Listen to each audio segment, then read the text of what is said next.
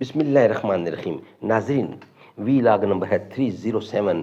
آج اس کی چوتھی قسط ہے اور پیج ہے 263 اور سب ہیڈنگ یہ نیا چیپٹر سٹارٹ ہو رہا ہے جس کا مین ہیڈنگ ہے یہود کے ساتھ معاہدہ۔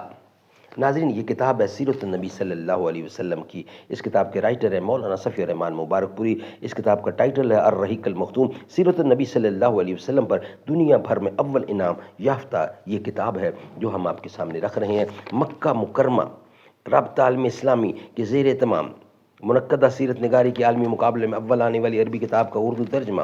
بسم اللہ الرحمن الرحیم۔ یسقون من رحیق مختوم، یہ لوگ سرے بمہر شراب پلائے جائیں گے۔ بسم اللہ الرحمن الرحیم۔ وَإِن تُطِيعُوهُ تَهْتَدُوا، اور اگر اس کی فرمان برداری کرو گے تو راہ پاؤگے۔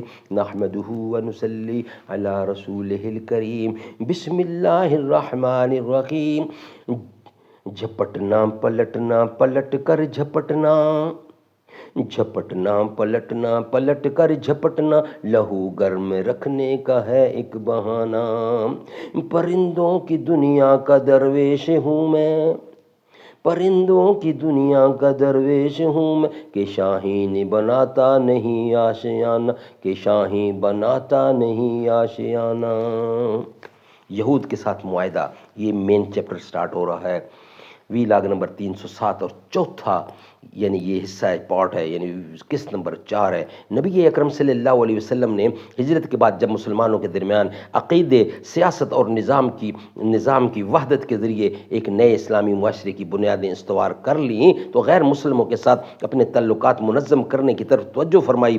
آپ صلی اللہ علیہ وسلم کا مقصود یہ تھا کہ ساری انسانیت امن و سلامتی کی سعادتوں اور برکتوں سے بہرہ ور ہو، اور اس کے ساتھ ہی مدینہ اور اس کی گرد و پیش کا علاقہ ایک وفاقی وحدت میں منظم ہو جائے۔ چنانچہ آپ نے رواداری اور کشادہ دلی کے ایسے قوانین مسنون فرمائے جن کا اس تعصب اور غلو پسندی سے بھی بری ہوئی دنیا میں کوئی تصور ہی نہیں تھا۔ جیسا کہ ہم بتا چکے ہیں کہ مدینے کے سب سے قریب ترین پڑوسی یہود تھے۔ یہ لوگ اگرچہ در پردہ مسلمانوں سے عداوت رکھتے تھے لیکن انہوں نے اب تک کسی محاذرائی اور جھگڑے کا اظہار نہیں کیا تھا۔ اس لیے رسول اللہ صلی اللہ علیہ وسلم نے ان کے ساتھ ایک معاہدہ منعقد کیا جس میں انہیں دین و مذہب اور جان و مال کی مطلق آزادی دی گئی تھی، جس میں اور جلا وطنی، ضبطگی، جائیداد یا جھگڑے کی سیاست کا کوئی رخ اختیار نہیں کیا گیا تھا۔ یہ معاہدہ اسی معاہدے کے ضمن میں ہوا تھا جو خود مسلمانوں کے درمیان باہم تہ پایا تھا اور جس کا ذکر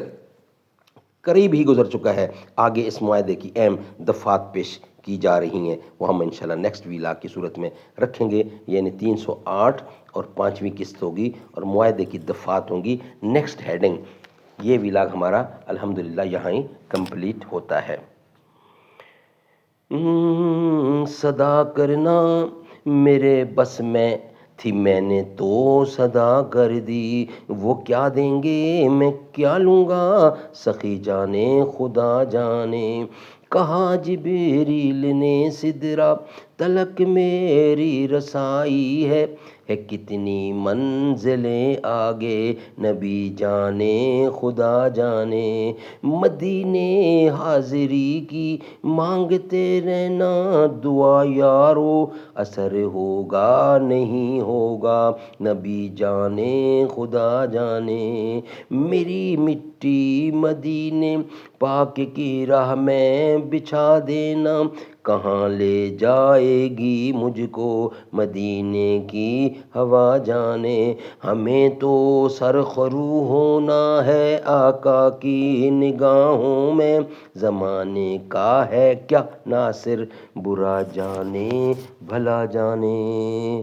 خدا کی عظمتیں کیا ہیں محمد مصطفیٰ جانے، مقام مصطفیٰ کیا ہے محمد کا خدا جانے۔